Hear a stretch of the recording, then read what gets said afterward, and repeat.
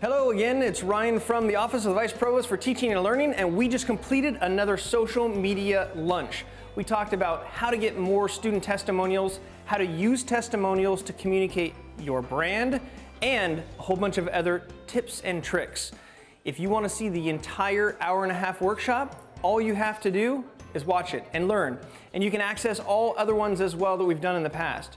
The social media lunch is a way to gather everybody from campus together to learn together about best practices for social media so we can be more effective at reaching students and communicating what UCI is doing to the community. Hi, I'm Sue Cross from the Writing Center, and we just hosted a social media lunch. We had a great time. We weren't sure how it was going to come out, but it went great. A lot of people who'd never been here before came and saw what we were all about. And I've been to a few of these before, and I learned something new every time.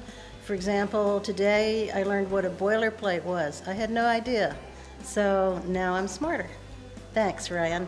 And if you are interested in hosting a social media lunch, it only means that you buy the food and book the space. And we talk with you about some of the challenges that you're having with social media. We build resources around it, and then we put on a whole presentation for it.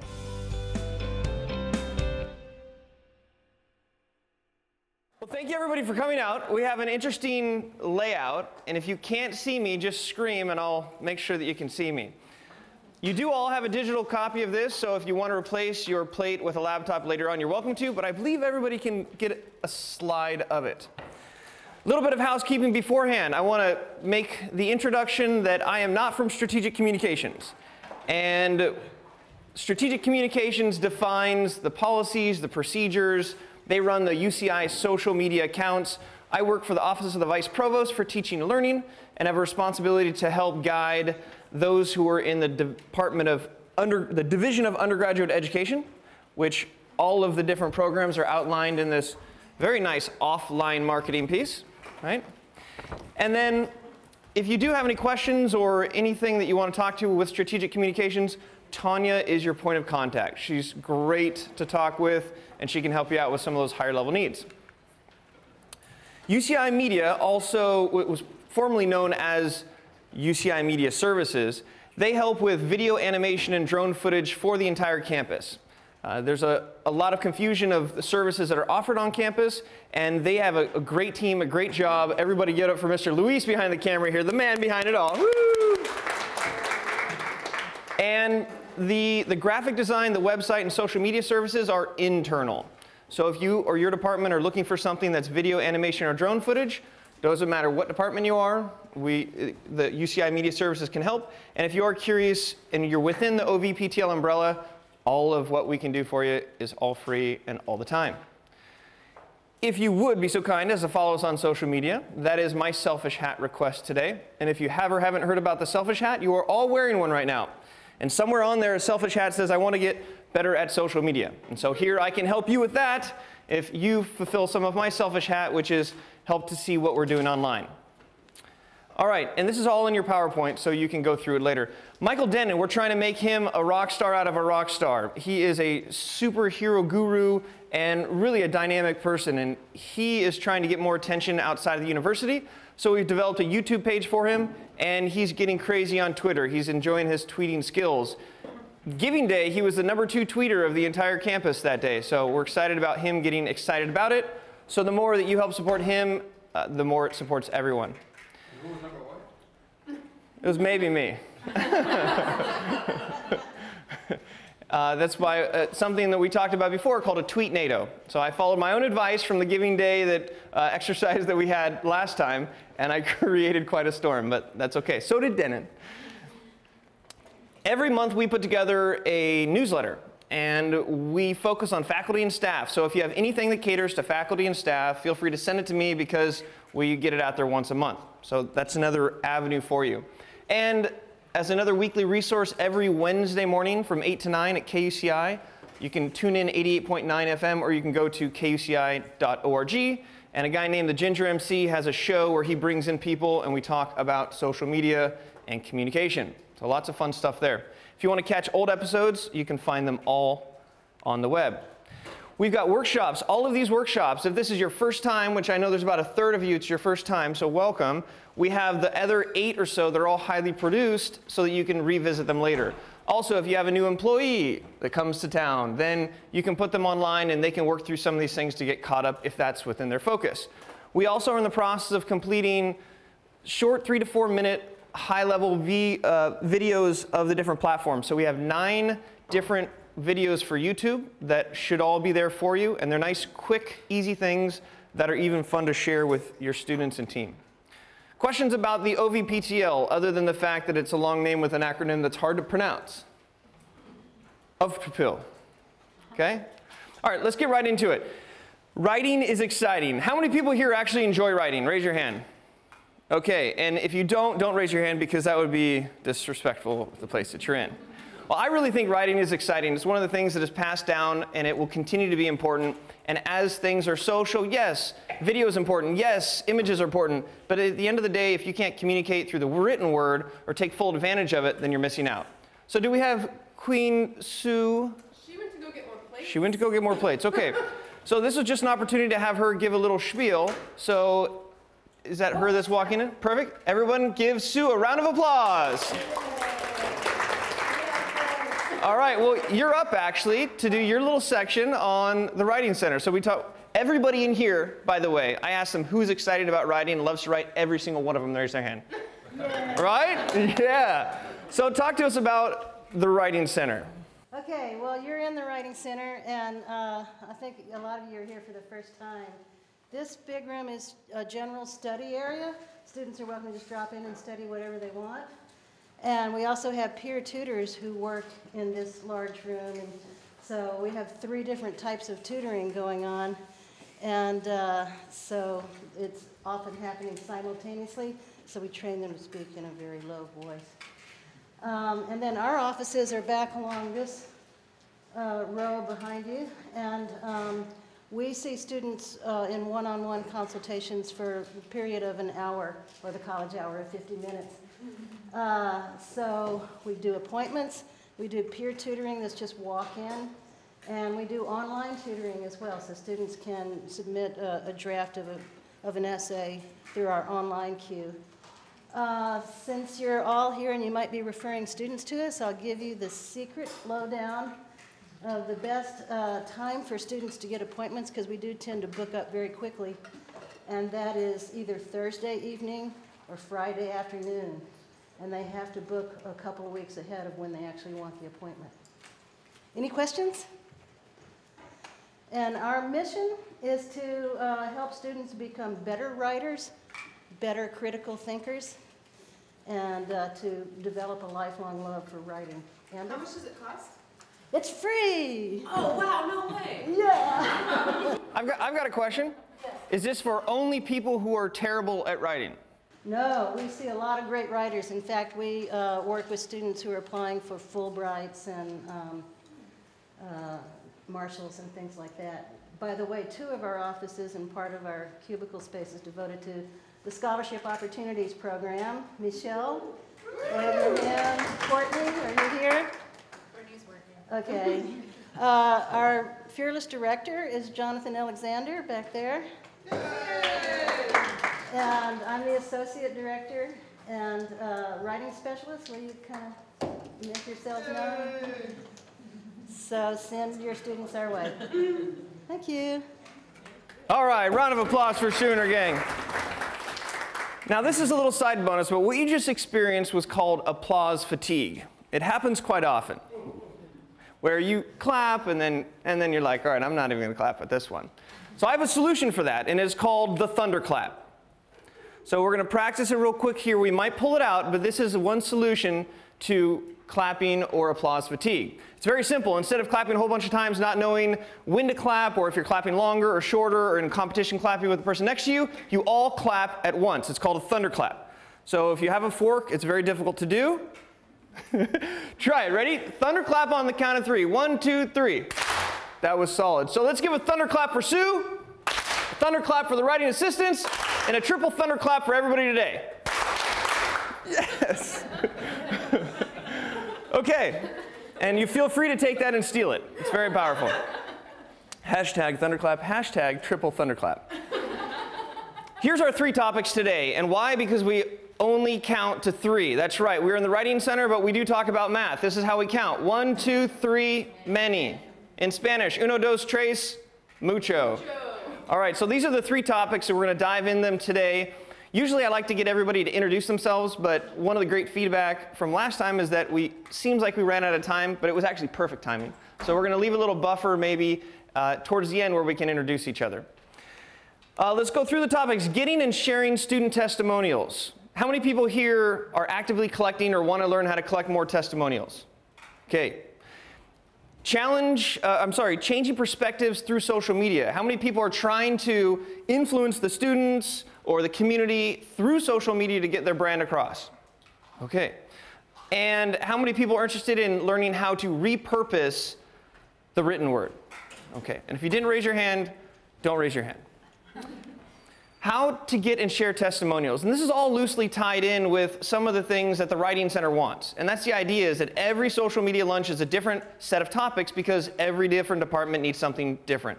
So they're trying to figure out how to communicate their brand to the students because some people don't know where they are, some people think it's costs money, some people think it's just for bad writers. And so the idea here, the whole through line of today is how can we leverage testimonials and other people's opinions, gather them, showcase them, and then reuse them. Here are the versions of testimonials, right? You have the verbal that's non-documented, and that's a shame because so many times you're like, oh, that student was so excited, and then they leave, and you're like, oh, can I even use that? What did they say? There are others that are verbal and recorded. So imagine just for a second that someone has just gotten to a spot where they're excited about your service, they're leaving, oh, hey, could you tell us how this went? We're collecting testimonials. Can I click record? Sure, click. And then you can document that same thing there. Then as a part of a survey or feedback evaluation, I've gotten some great feedback, testimonials, and ways to improve because every time I have a social media lunch, I send you a format that is a survey, and we get about half of you to reply, and it's a nice, easy after the fact. It's a give, give, give, ask type of strategy. There's also paper forms, right? You have this little suggestion box, essentially. Then you've got posts on social media. There are people talking about you that you don't even know they're talking about you. Probably because they don't know your handle on a different platform, or they're misspelling your name or something like that. It happens often. And then there's Yelp, Google, and some more specialty places that you might not be aware of. I got feedback to include everything back to campus, so we're less theory. So here's exactly what this looks like on campus. Verbal are conversations. And if you don't think about that, you're missing the opportunity because conversations happen all the time. And the more you listen, the more you can learn. How many people have ever had a speaker or somebody come to their place of business outside of the university? Yes, anyone? Did you record that? Okay, maybe not. A lot of people don't record it because they get so caught up in the moment. So you can record somebody's talk and then even record the question and answers. You can record people about what they think about the speaker afterwards. There's a through line here of how can we document what's already happening instead of creating new things. And then posts on social media at events or after events. You might not know it, but you can go search for it. I've got a whole new set of terminology that will be hard to pronounce, but it's never been done before. You'll see that today. And on Yelp and Google. So here's a group activity real quick. I want you to take your phones out, and I want you to Google your department.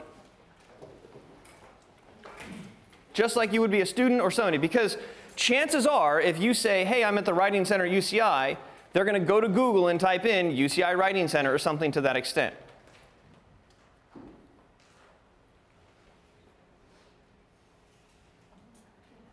I can feel like the connectivity between your brain and the phone right now.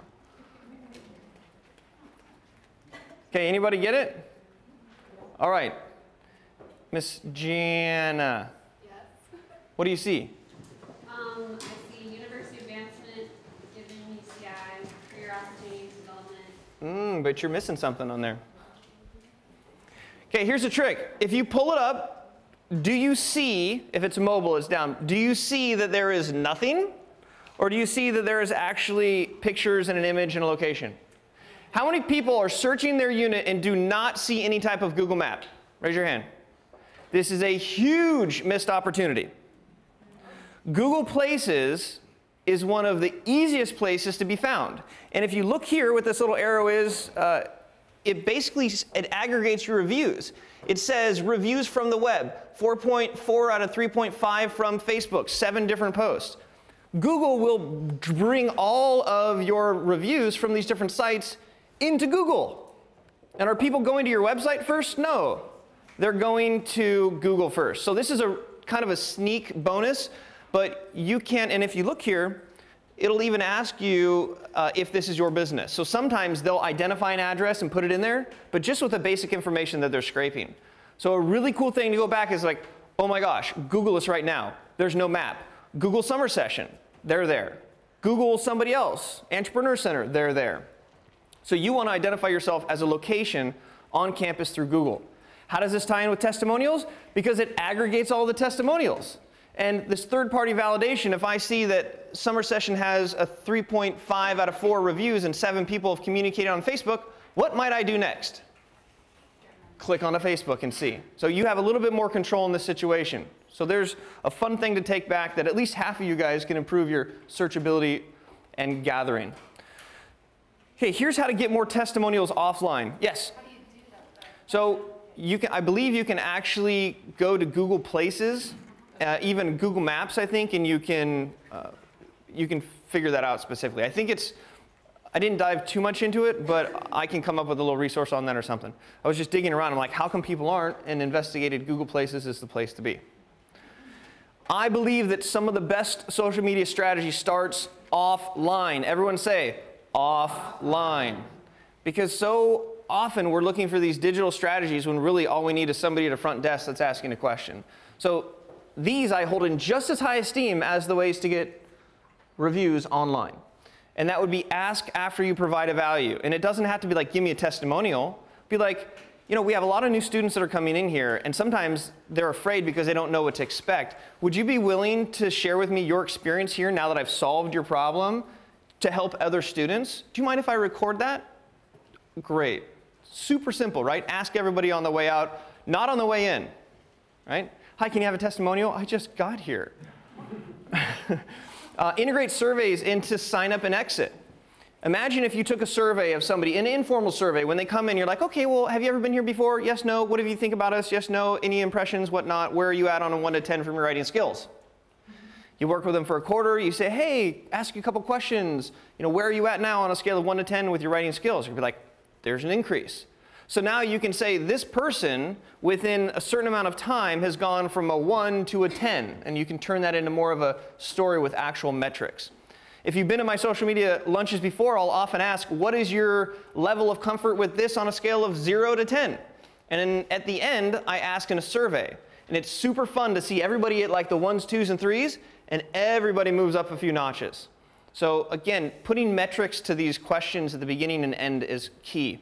Asking for referrals. It is the easiest thing, but sometimes the most difficult thing. With donors, with participants, even as an alumni speaker who comes to speak, say, could you give me a testimonial? Could you give me something? You have to ask, and that is an offline strategy. Don't assume that they will go and give a testimonial, because they won't. There's too much friction. They're on to the next. Events, parties, and speakers give people a chance to come in. That's a group activity that you can sort of batch them all together. And that's, you know, I have this thing called the social media minute, where I'll stop something and go, okay, stop. For the next 60 seconds, take out your phone and talk about one of the coolest things that happened today. And at that moment, people are looking around like, well, they're doing it. Okay, and then they jump into it. So thinking of these larger events to bulk them all at once. And contests, bringing them into your office. We did something with a Snapchat where we hid a Snapchat ghost on different locations on campus. And then we basically gave them clues through Snapchat. And when they found the actual ghost, we were able to get in front of them and bring them to offices. And so using contests to bring people in the door is another way to start the testimonial process, because you have to build a relationship, you have to provide service, you have to give value before you can get a testimonial. And boots on Ring Road. You give a couple students the opportunity to go out there and get interviews, or if it's Celebrate UCI, say like, go out there and ask 5 new students why they're excited to come to UCI. And students asking other students is very easy, as opposed to you going out there looking like an adult that you are, trying to talk to a college student, and you might or might not speak millennial. Okay, here's how to get some more testimonials online. Social media platforms are the obvious ones, but you may not be tagged in them. You may not know that you're there, so I'll show you how to go underneath and find them. And then Google Alerts. How many people do not know about Google Alerts?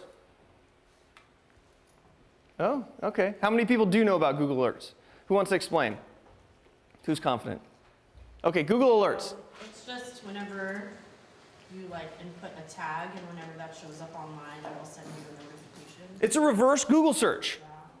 So if you put UCI Writing Center as a Google alert, every time UCI Writing Center pops up online somewhere, immediately you'll get notified.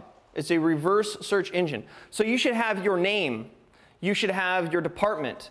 You should have keywords of things if you're looking for content, and it's a great way to get notified that people are talking about you.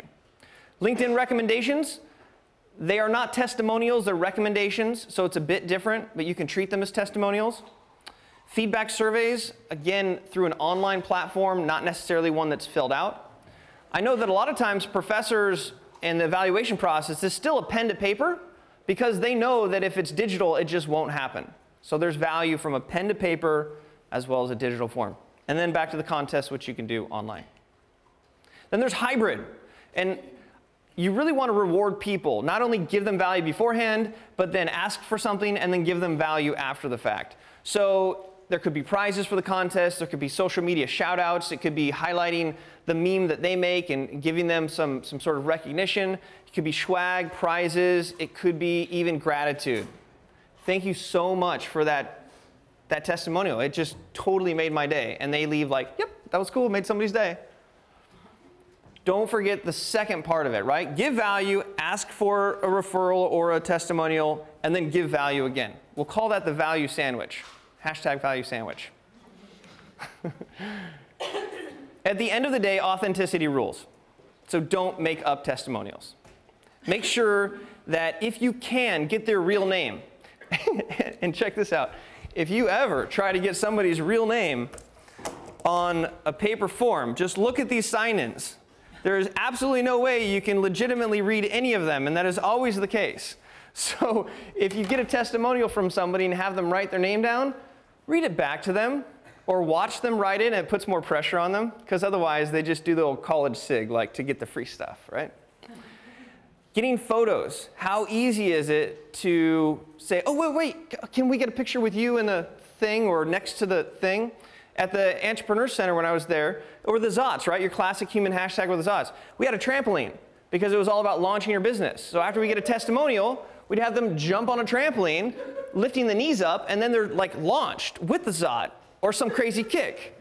And that adds a lot of social validity to it. The fact that somebody is willing to do that, number one, and be proud of it and share it, it makes it more shareable. So pictures are key.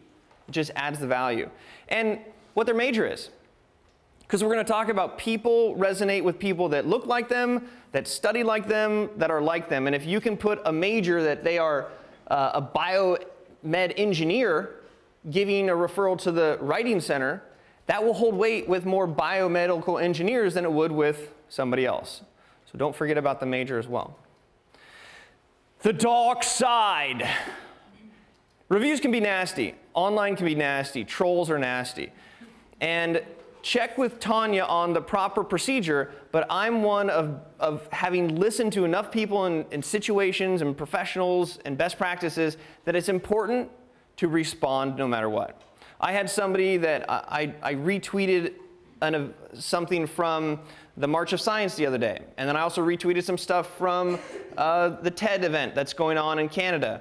And I had somebody in both situations that responded to me using the T word in their reply, and I calmly replied and said, look, on my Twitter feed, there's nothing political, so I'd appreciate you either stopping the conversation here or keeping it positive. Very positive responses saying, I respect that, I'll keep it neutral, have an amazing day. It's like, cool, that troll just turned from the evil troll to the spiky troll with the stuff on their belly, right? But that's just for me. So from a crisis response situation, you need to know what to do, and if you have any questions, don't feel bad about reaching out. Yes, Goran?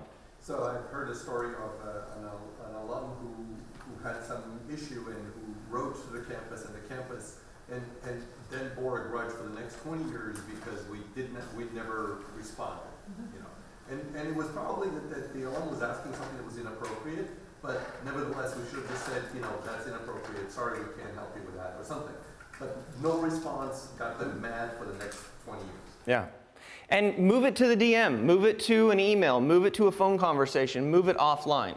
But if you just leave it, if somebody has a really bad review, okay, look at that, honestly take what you can from it and address that issue, because it might be something that you didn't know, and it could be the best thing that ever happened to you. Could have been an employee who's not doing what they should be doing, or it could have been a facility that wasn't accommodating to a certain type of person that we need to accommodate to.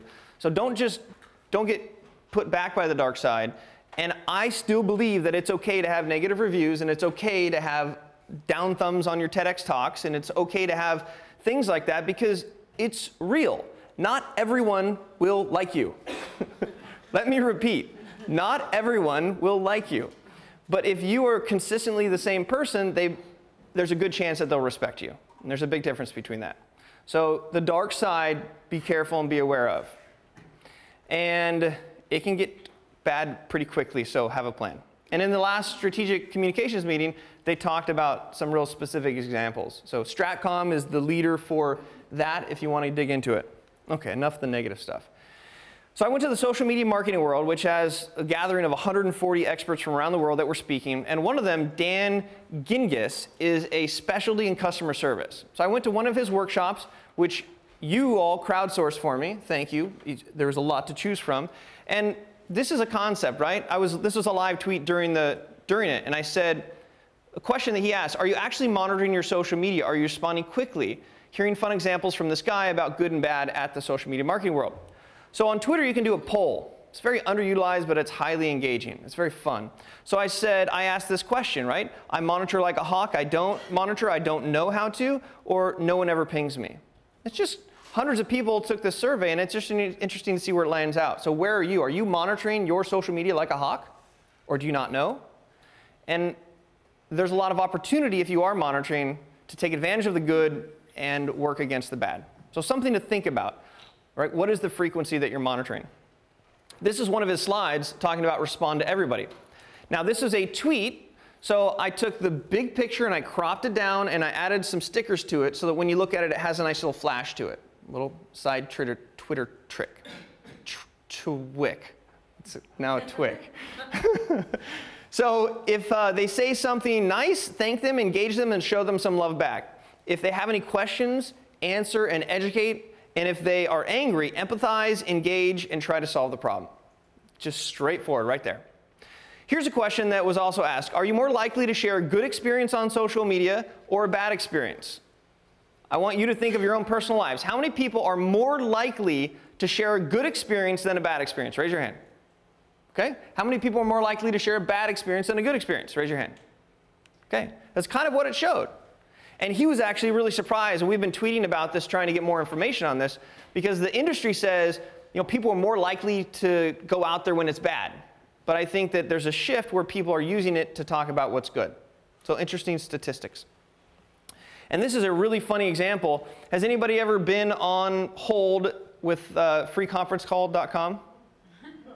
I've been waiting on this conference call, waiting for my friends to show. No? One of the most annoying things about the conference call, and the most complaints they got, was about the damn hold music, right? Just terrible, right? You don't want to be on it. So they had this guy make a mockery song that's actually kind of catchy, of a country song about talking about how he just wishes his friends would join the call. And so you're sitting there like singing along to it. And it's a great example of taking bad feedback or customer input and turning it into something that literally has blown him up. I think this guy now he got picked up by some other company because of this and whatnot. But anyways, if you hear it, it's funny. You can click on it. I have the YouTube link. You'll enjoy it. Things to think about for this first topic. Get permission. Could be as easy as, is it okay if we use this on our website? Would you mind if we shared this with other students? If you are recording it, it's very easy to capture that as well. The least amount of friction possible. Don't say, okay, when you go home, could you go ahead and give us a Facebook review and then also send us a shout out on a Twitter? There is just so much friction there. It's unbelievable. But if you happen to have a computer that's open with your Facebook page there, like, oh, well, how about we just talk over here? Would you like to give us a review here? The less friction involved in a testimonial, the easier it is. Then create a culture of sharing. And this is big because nobody wants to be the first person. But if there's testimonials all up on the wall and all these things and people are talking about it, or maybe as a writing assistant you share a testimonial, be like, oh, this is weird, but like, look at this this is why I'm so excited about what I'm doing, right? Or you have them up on your desk, thank you cards, right? People put up thank you cards because people walk by like, guy's got some thank you cards, cool, people like him. It's the same kind of concept, so create that culture of sharing. It even goes for you. Like, how about you review stuff, right? How about you give feedback to other departments? Like, I was over at this center and it was amazing. I don't know how many managers or directors are sending reviews cross-culturally. So it's something to think about. And then encourage the word of mouth. Again, the offline strategy has worked for years. Would you recommend the Writing Center to a friend? Yes or no? Yes? Cool. There we go, right? I heard mumbling back here. How much of your business is referral business here? Well, 9 out of 10 say they would refer us. There you go. 9 out of 10 say they would refer. But unless you ask them to refer, you'll probably get 0 out of 10. Right? So people need to be triggered. They need to be cued. And that's a really easy takeaway after they've given a testimonial and they're like, this is so amazing. Do you have any friends that are having help or need help writing? Yeah, this guy I obviously know because he won't come and hang out and go to frat parties because he's writing the whole time. Right? So help him with that. Just ask for it. And then create offline opportunities. So an offline opportunity could be the 5 minutes, ending 5 minutes beforehand, and really talking with your person about getting feedback on your interaction. So the college hour of 50 minutes becomes a college hour of 45 plus a 5-minute review. Something to think about. More tips. Faces can increase perceived trust. There's a lot of great studies about if I am looking this way, you're going to look here. And if I'm looking this way, you're going to look where I'm looking. So you can play around with the testimonial of somebody who's like doing this. And people will look and follow. But faces create credibility. Stories make outcomes readable and real. You don't want to be they were great.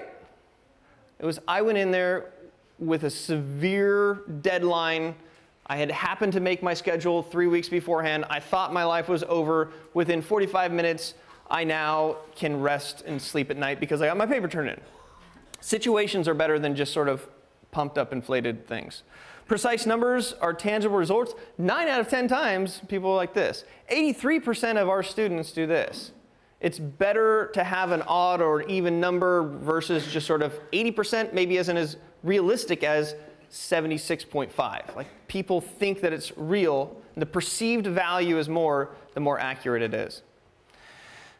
And people are more receptive to the people that they resemble. So when I talk with departments or people who need help, my first question is, who are you targeting? Because we all want to leverage social media, but there's a lot of people out there and you don't want them all.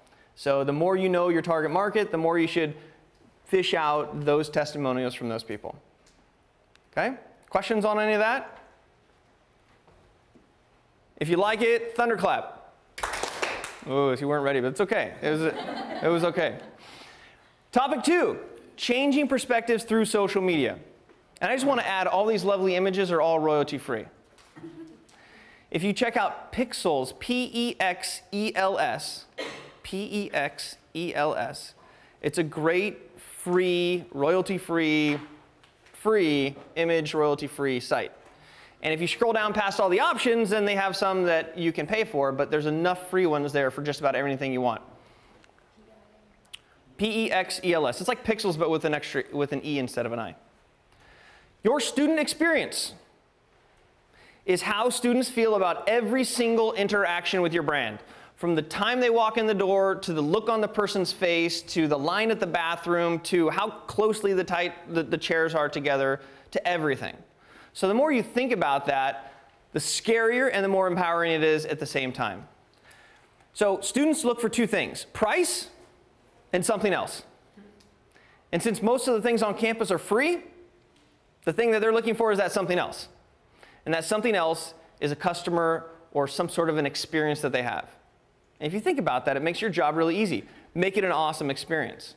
And it's really something that the Writing Center does. They're fun, they've got memes, it's nice energy, and you can just feel that, and it's welcoming. That's why you have to book 2 to 3 weeks in advance to get in.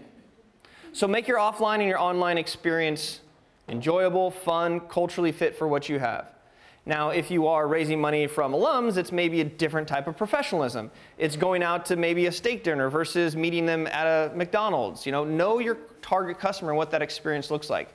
Right? Having them picked up in a limo is going to make a better impression than having them take a lift. But it's to the extreme examples. That's why you take alumni golfing and you spend money, and it's that experience. Like, wow. That's why a student is fine to come in scrappy and you have a pizza there every Wednesday randomly, and it's like, oh my God, this is the coolest place ever. So what I want you to do is look at this. Like, how cool is this? My favorite thing about ABT, in case you need some extra spaces there. My favorite things about UCI are definitely the people I've met. Katie Long, there's a real name there. There's a real picture of her, right? That's not bad. Now, who knows about IamUCI.tumblr.com? How many people have never heard of IamUCI.tumblr.com? Raise your hand so we can see. Welcome. Here's a really cool example of a testimonial and how it works in the big scheme of things. First of all, I saw that picture on Twitter. And then there was a bit.ly. Remember, a bit.ly is a shortened website that will track it. So they can sit there and go, they know that I clicked on it. So they know if it's effective, right? So it's not just a link. One note is it's a bit.ly. It goes to the bit.ly to track. And then when you click on that bit.ly, it goes to a single page that is I am UCI : Katie Long. And it's got all these questions and her answers in here, which is like a really in-depth testimonial. And then I'm like, well, what is this I am UCI? So I click on I am UCI and I find out that there's a Tumblr account with all kinds of testimonials. And then guess what? If you look at any of the bottom of the testimonials, it goes back and it links to their Facebook, Twitter, and Instagram. So I clicked on their Facebook, and look what I found on their Facebook. So think about that for a second. Kind of cool, and it's kind of crazy that not everybody knows about it. So here are all kinds of testimonials that you can find, generally about UCI, that you can leverage. You can tweet about it, you can make your own bit.ly and link to a page that then people might discover your own websites and then find it somewhere else. Or if somebody comes in from Facebook, it'll go backwards and around about. This is what I've called a traffic trap for a long time. And it's fun to see a specific UCI example, and this was April 21st.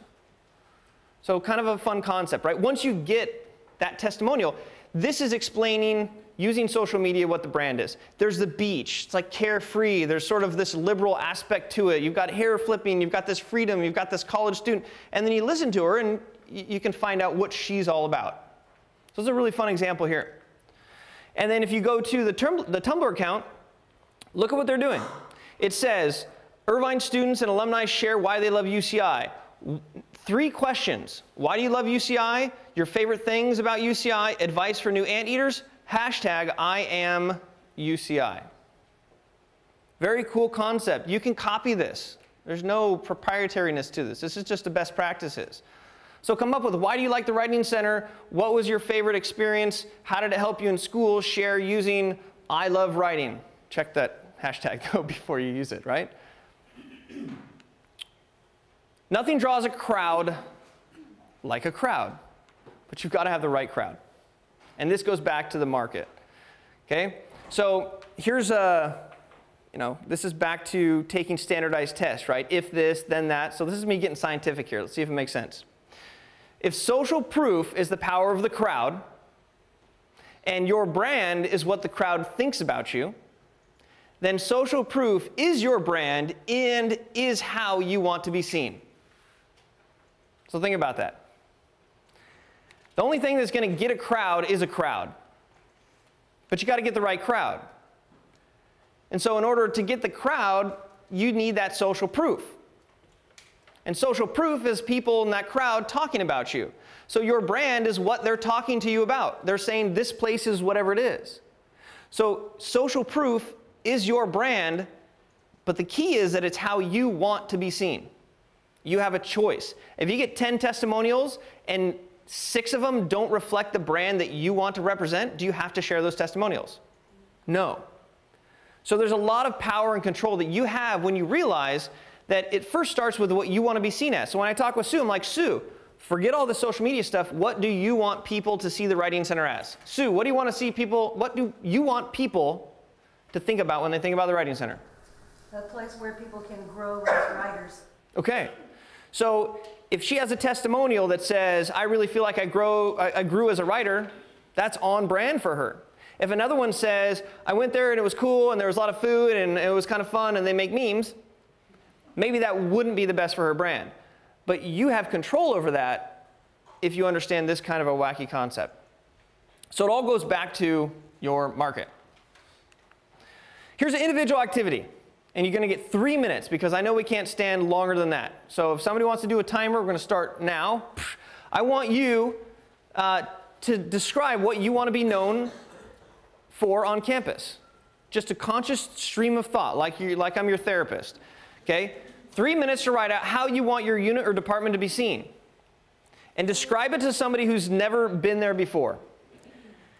And as an exercise, to go back to your staff, this is a very quick, fun 3-minute exercise, right?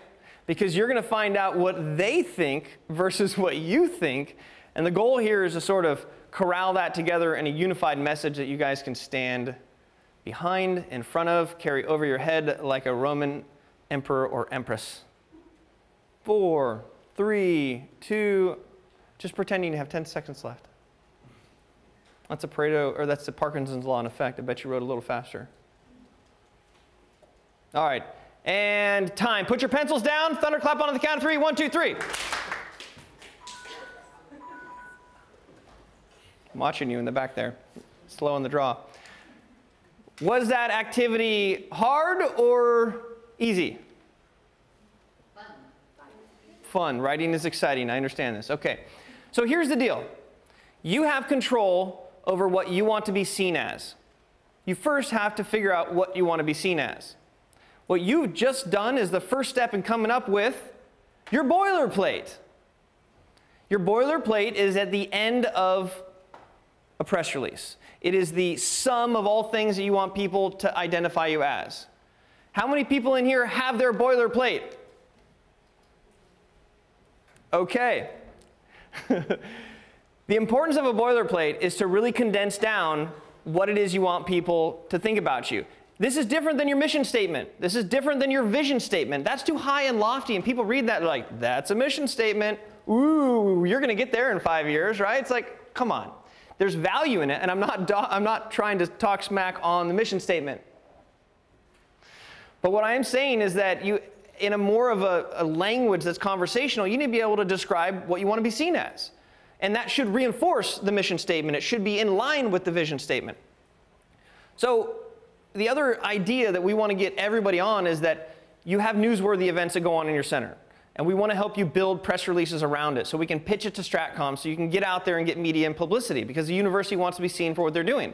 So having a boilerplate is the only component that is not templated in the Stratcom website. You can get a full template press release.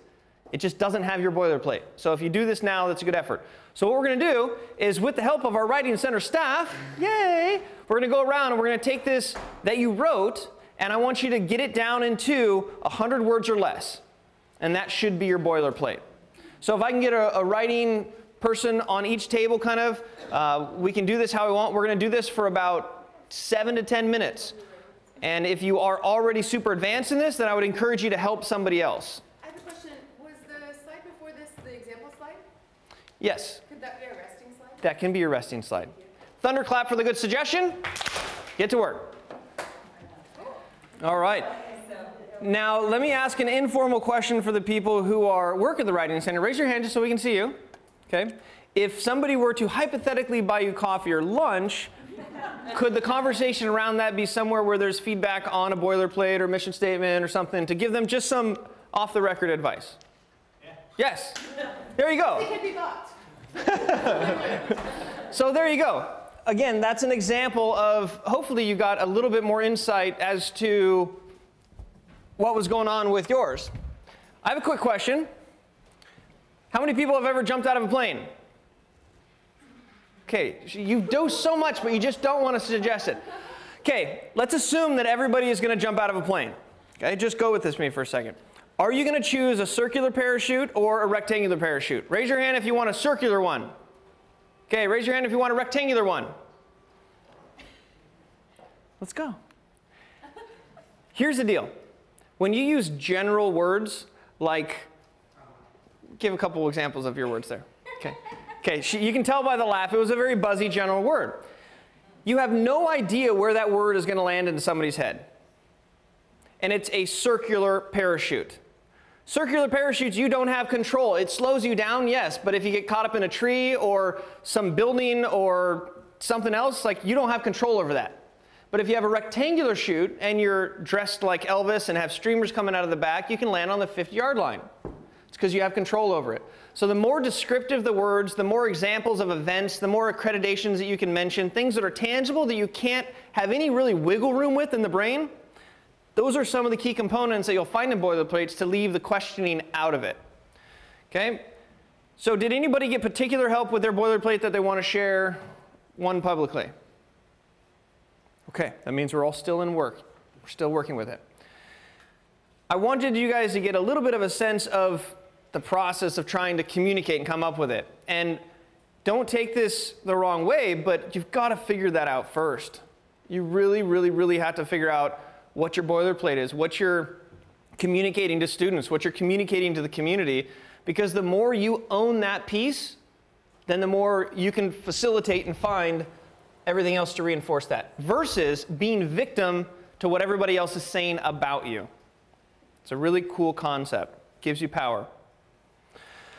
Okay, we're not going to do that. Now, nobody wants to share. I want to reinforce why third-party validation is so important. It's because it builds trust. It builds a history of good service. This is really important. You don't think about that. But somebody wants to look, and I've heard people be like, well, what does a testimonial from 2004 or 2010 do? It shows that you've been doing the same thing for a long time. It shows this history of service. So don't always get caught up in it has to be somebody that's from this year. There's value in the fact that it has a history behind it. They're supposed to be unbiased and genuine, and it reinforces your brand. And a lot of people forget about this last one. So if you have a mission statement, right, and you also have this boilerplate and you know how to do it, keep looking to that as your guiding light. Here's an example. If a student is unsure of where to get help, but friends seem to say good things about the place where you work, is the student more likely to give it a chance? Yes. Super simple. But we invest in flyers, and we invest in banners, and we invest in all these other marketing things because it's what we think should happen. But at the end of the day, it's the conversations in the dorm room, it's people talking to each other. It's all revolved around a peer-to-peer marketing, especially on campus. So the more you realize that, you can reinvest into sharing those testimonials versus maybe events, right? Think about sharing a testimonial on every flyer. If you have an event, share a testimonial of that event from the last. If it's a 8.5 by 11 and the back page is blank, fill it up with testimonials. I mean, just be creative with it, right? And you create what I have invented called the testimonial treasure chest. The last thing you need to do is scramble for a testimonial to put it into a square pin. You want to have this constantly be aggregating. Even if you actually get a cheesy little toolbox or cheesy little treasure box, it could be the one that's a treasure box, like with bedazzled jewels and stuff, and it has a little piece of paper, like your testimonial for our treasure. It could be that simple, and it's obviously going to catch people's eyes. Well, that's our treasure of testimonial. It's the thing that we like the most. It's why we come to work. It's why we're fulfilled. It's this treasure. And then maybe every time somebody gives one, you give them a gold coin that's covered in the gold foil. The chocolate's not that great, but it feels good. It's Easter, right? You always have candy out, so have the candy right next to the treasure chest. Or maybe the candy in the treasure chest. I'm not sure. But I know that you need to start gathering them ahead of time. So here's the gold for the goal. And it's to know the student decision journey at the strategic points. This is really, really important. There's so much noise as a freshman. There's less noise as a sophomore. There's more noise as a junior, and then senior, you're just on your way out. But for every different department and what you do, there are these junctions, these strategic points where it would make sense to give them a flyer at that point. But sometimes we don't think like that. We think just every opportunity is the best opportunity. Or Celebrate UCI, we're there. Anteater Involvement Fair, we're there. but think of your target student and where they are in their path. When you meet somebody at a booth, is the first question you ask, can you tell me what year you are? No. Maybe it should be.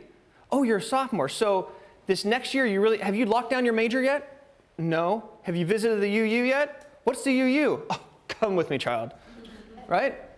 So knowing your customer is going to help everything. It's not just about boothing. It's about boothing and identifying the right people. So you've got to get the right type of gold in there. I can't stress that enough. Who are your target? Not like all freshmen, but freshmen within a certain demographic that do a certain thing, that are from here, sooner and sooner. The closer and more narrow you can be, the more powerful you will be. It's a good quote from my Instagram. Do it when they need your help, right? If there's, after finals is probably a great way to pick up tutoring students. They're feeling terrible about the finals that they've done. And there's this little window to get them, right? So you could have a whole campaign based on the timing of the 10 weeks. You could have this massive push during midterms because you know that they're going to be prepped for finals. I'm just saying, act in a way of these strategic decisions. And let's see what else. Basically just get it at the right timing. I think you get the idea. It's got to be at the right time. It can be the right message at the wrong time equals no message. It can be a bad message or not as well crafted at the perfect time, and you've got somebody sold. So collaboration is strength. This is what my cubicle looks like. I have this concept of these power pods, of all the DOE units, and how can we join them together in different forces. And yes, people will walk by and rubberneck, and I'm like, that's the power of people right here, all working together. When it comes to testimonials, it's also the case. And a perfect example is Giving Day. Giving Day is a chance when everybody came together, raised $1.4 million, and created a whole storm of content. I was just reached out the other day, and they said, Ryan, do you have any pictures and videos that you can share? I'm like, here you go. So UCI is now gathering all these pictures, all these things, all these videos, and they're creating a huge testimonial treasure chest.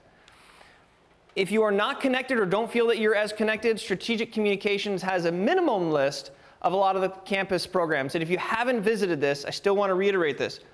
Stratcom.com? No, it's just Google Strategic Communications under the social media guidelines, and they have these major divisions with the different social media that they're on. And these are all hyperlinked. So as long as you're logged in your browser, you can attack these and easily connect with all these people and see where they're at.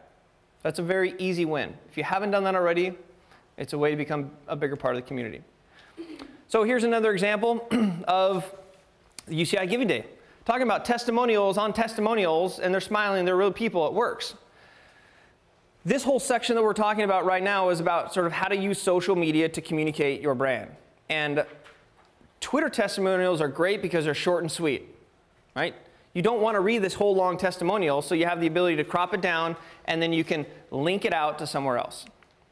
Facebook testimonials. The Entrepreneurship Center is doing a great job. They have, I don't know if it shows it here. They have, oh, look at this. They have 16 5-star reviews. You can't really mess with that. Although, I would say it seems a little on the no thumbs down side. Like, I think that it wouldn't be a bad thing to have a 4 and a 3-star, but to click on that and go, they didn't have a good time, but I see a response, and then another response, and then that solution was solved, or I could avoid that problem. So I'm not saying that you want to have all 5-star reviews, because it makes you seem a bit superhuman, which the Entrepreneur Center is, by the way. But if it's you and you're a human and you have an office of humans, it's not a bad thing to have a few 4s and 3s, because it's real. Now, if you click on it, and it's something from an anteater from 20 years ago, and it's blown up into something that he's angry about, then that can work against you. But if there's an immediate response after it, and it's come to a solution, and then that person now is re-engaged, there's value. Facebook reviews are easy to ask, and not a lot of people are asking them still to this day. It's easy, less friction, because people are already on Facebook.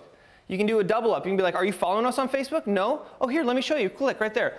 By the way, now that your Facebook's open, what are the chances you can give us a review? I mean, what you just said was really cool. How about I dare you to do it in like a sentence? What about that one part you were saying that was really helpful when this happened? How about that? Does that sound good? Okay, cool. Here, I'll wait. That's fine.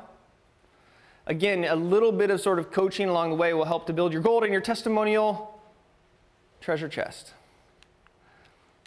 Okay, so here's where it gets exciting. Facebook testimonials, these are people that are going to your site and doing testimonials.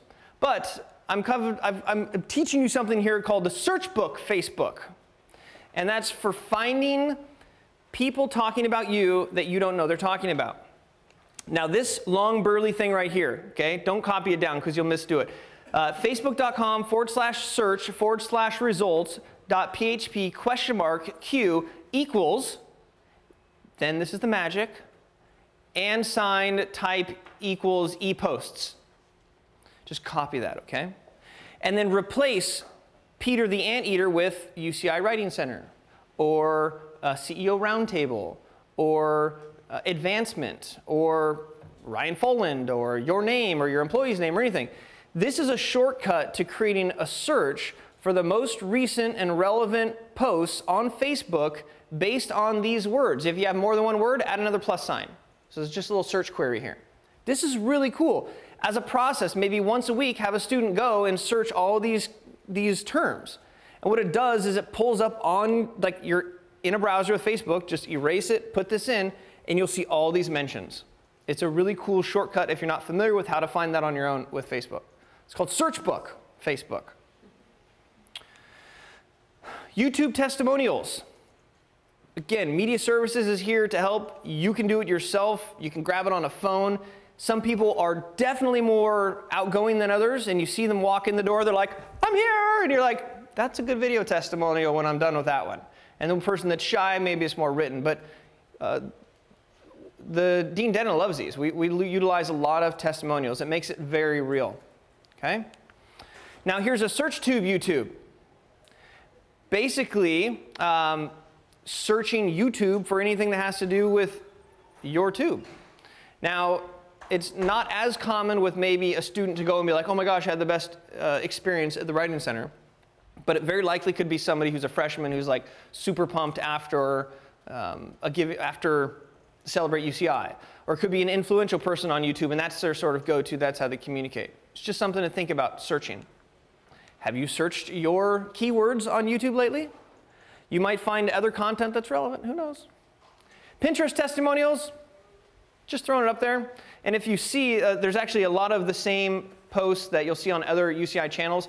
I'm not a big Pinterest person. I just wanted to put it up here to remind you that it does exist. And that's all I have to say about that. Instagram testimonials. This is really cool. Does anybody know who this is? This is the chef that came. All right, Top Chef. 1,200 likes, not so bad. It was posted on April 4th. Love my experience here. Anyone can dream, but it's taking action and it makes it work. Melissa King, blah, blah, blah, blah, blah, blah, blah. Okay, Instagram is very hard to search because it's pictures and people aren't very text heavy. And if you search for a word, it's not going to pick it up. So here's the trick. This is a searchstagram for Instagram on Twitter. Searchstagram for Instagram on Twitter. A lot of people that are on Instagram, more people are on Instagram than not, oftentimes they select to share on Twitter as well because it's easy and it's just a routine. So if you search for Twitter for Instagram using this, like if you take an Instagram post and you post it to Twitter and you go and look at your tweet, it's going to say the first few words of your Instagram post, and then it will say instagram.com/p/ whatever the unique URL is. So in Twitter, you search instagram.com/ you can just even do instagram.com if you want to, and then any keywords that are associated with it. And you'll find that you can find, so here's a cool example. I just did instagram.com/UCI #CelebrateUCI, because Celebrate UCI was just here. Now it's very hard for me to go on Instagram and find that. But I'm going here, and I found this, a huge search, and it said, I heart primary sources, magnet I got from the UCI library. Pretty much they're saying they love the library. That's pretty cool. And what do I do when I click on, you can't really see here, but it says, you know, Instagram.com, and there's a link. So I click on the Instagram link, and now I find I heart primary resources from the libraries from some guy that maybe they don't even know did it, because maybe they didn't tag him or maybe they didn't know what to do. So this is a very cool, sneaky way to find Instagram testimonials through Twitter. just include Instagram.com in your search on Twitter. And it's also a good way to sort of find and reconnect with people that are doing that. I like that was a good one. How to embed testimonials. So embedding is where you actually see, you use code and you put it into your site and it pops up like a real tweet. You know when on the news they populate Mr. T's tweets and you're just like, you just say, ah, okay, but it looks like a real tweet. That's an embedded tweet. It basically pulls what it looks like. And you can embed a YouTube, right? You see people embed YouTubes. You can actually embed Facebook posts. You can embed a lot of these things. Because if I had a splash page or an event page and it had a text of a testimonial, it's not, I don't really get it. But if on there it's like, it looks like a tweet and it's a really cool tweet or it's an Instagram post, there's value to embedding that. You get the halo effect of the actual platform. So most social media platforms, if you do the drop-down button or in the YouTube, there's an embedded link. And if you copy that, you can post that and you can include it into different web pages. So you can do it on a web page to create more stickiness. You can do it on a landing page, like if for an event or something. Throughout your site, even in a check-in, check-out process. Right? Imagine if, again, you work with your tech crew and you have a sign-up form and right below it, there's like a real live looking Facebook post that talks about how awesome you are. Could increase your conversion ratios. So something to think about. Okay, so this is the EDA. Yes, I just made that up, and I continue to do this. But it is engage, to document, and amplify. And this is how you communicate your brand through social media. You create an offline and online experience that's just rocking. You document it, and then you also reverse search it, and then you amplify it. And you're basically taking these positive experiences and you're showcasing them as long as they line up with your brand. Questions on that? Over here. Yes. Yes. I'm too low. Sorry. So, I mean, all of this, I guess, it was on social media, so there's no issue with getting the person's permission right. or something like that. I believe that because the terms and conditions within the platform say that whatever you're posting is available to be posted and reposted and things like that. So great question. If it's on social media, the permission is inherently there. Might not be a bad idea to reach out to the person, to follow them, to DM them and say, hey, I like this. Maybe we can bring you in for an interview or have a guest speaker or something like that. Okay? Okay, here's where we get to our last little section, which is exciting because it's rewriting the written word and it's just like painting. I'm a painter, believe it or not, and I think it's very similar to putting words together in different sort of, orders and different colors, combinations, and things all mixed together.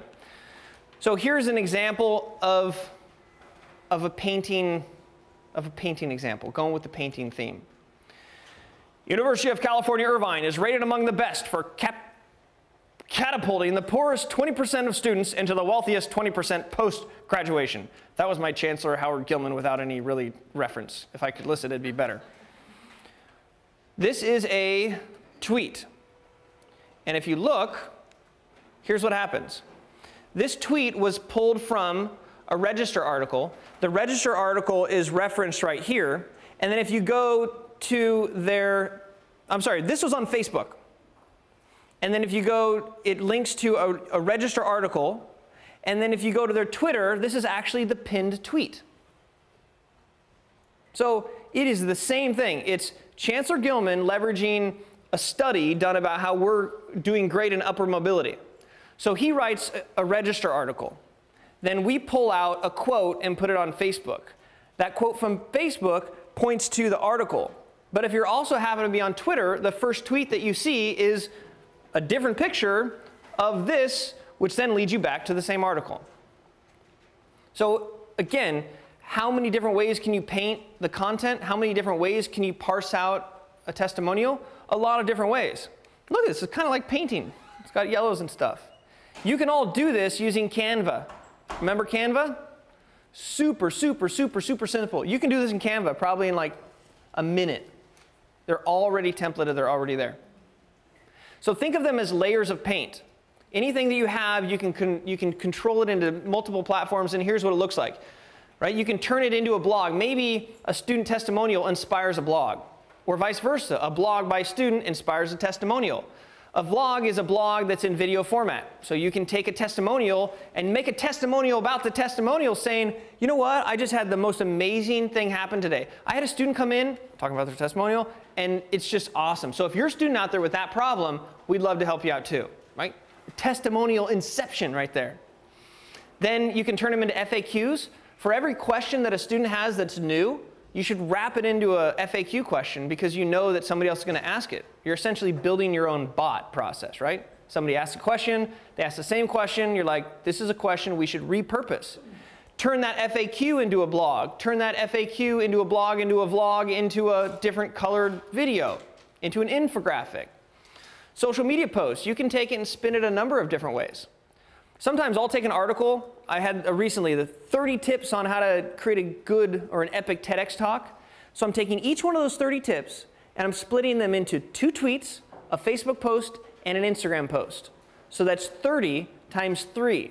Now I have 90 pieces of content that I'll be scheduling out over the next year that talk about all these different things, and then it brings people back to that same source. So anytime you create anything, you have a chance to repaint it. Could be a podcast or it could be a speech topic because you know maybe it's resonating with somebody. Could be a case study or an ebook. I would love to see the Writing Center write an ebook about the 17 mistakes every freshman makes. It just even sounds nice. And you could do these, you know, like a white paper testimonial thing of what that experience looks like. Okay, so we're going to go over digging for gold in these 4 topics, but you want to avoid the jargon that this is awesome, I'm loving the place, yeah, you guys rock. That's not the type of thing we're looking for. You're looking for why students want to come back. Ask that question, you'll get some interesting answers. So why would you even want to come back to this place? Are you kidding me? Blah. Find out how they specifically solved a problem, right? What was it that we helped you to solve? And then, was there a particular staff that helped you out? That would just be really good for us to know. And then details on basically things that your students can all identify with. So we're going to go through each one of these with some real life examples. Why students should care, loving, coming back, right? What could you write and repurpose around that? Specific success stories, as well as alumni success stories, right? Why we're coming back. Okay, how do you solve a problem? Look for asking open-ended questions. Ask if their problem has been solved, and then make sure that they're comfortable with it. Because if you really are challenging, if you're really bringing somebody in who has challenged with writing, and you're getting them to talk about that, that might be a very uncomfortable situation. So it's got to be a comfortable thing where you've built a relationship with them, and you given value, and then you're able to talk with them about it. And then how do you satisfy their needs? Ask them specifically somebody that helped you. And it's great from a managerial standpoint to have a testimonial and share with Percival and be like, Percival, look what they said about you. And be like, oh my gosh, like, it's great internally. And nominations spark conversations. So does everybody know about the nominations on the table right now? Staff Leadership, Excellence in Leadership Award. You have an opportunity every year to nominate your fellow staff about being leaders. And what you do is you're like, hey, we're going to nominate Sue for this leadership award. What do you think? Tell me, like, how cool is Sue? Okay, tell me about this. And you're using these nominations to spark conversations. It's a very cool internal thing. And then how do you figure out what they identify with? Human hashtags. You've got the ZOT, right? Include those things in there. Cultural artifacts. Writing Center's working with memes, and you have to have something that's like something that means something to you. The campus-wide honors are all about the brain. You have these things, so include them. Get a big brain, and every time they take a picture with it, like, I'm holding this big brain, something like that. And then school spirit, right? Peter the Anteater is always something that can unite all students. So if you have a big event, spend the $150 and get Peter here for an hour or two. Or get a big cutout of him or something like that will help connect everybody together. And in the final minutes here, I'm assuming everybody knows what evergreen content is. It's like this little tree. Evergreen content, yes or no? 2017 UCI Celebrate. No. Evergreen or not? 5 things you need to know about finance from UCI experts. Yes. So the idea is when you're creating this content, try to stay away from dates. Try to stay away from specific events. This could easily be 5 things you need to know about finance from experts at Celebrate UCI. But this lives longer. So think about how quickly will this be outdated, and that's really when the repurposing comes involved. So if you're talking about writing, these writing skills and writing tips and things that freshmen should avoid because they're making mistakes, that's timeless. That keeps being more and more important. Content that continues to be valuable, ideally forever. And all feedback is good feedback. So as a student of my own lesson here, I will send out a survey form, and I'd love to hear how it went, and also a testimonial if you want to do it, because that helps us to sell this concept to other people on campus. And a big thanks to Sue Cross and Carrie and everybody. Yay! And before we go, it'd be fun to get a group photo. And the reason for that, you should all do, yes, because Goran could stretch out his fingers in Zots, but also so that then you have an excuse or a chance to go back to our social media and like it and reply to it, creating less friction for you and more testimonials for me in my testimonial treasure box. And not just for me, for the OVPTL and UCI. Let's get a triple thunderclap for everybody in participation, and then we'll gather. Where would you like this photo? We need to take it outside. Well, we're going outside, everybody. Thunderclap on the count of 3. Ready, go. Excellent. And if you want to follow us on social media, do so. You can find us on Facebook, on Instagram, or Twitter. And you can find us at ovptl.uci.edu.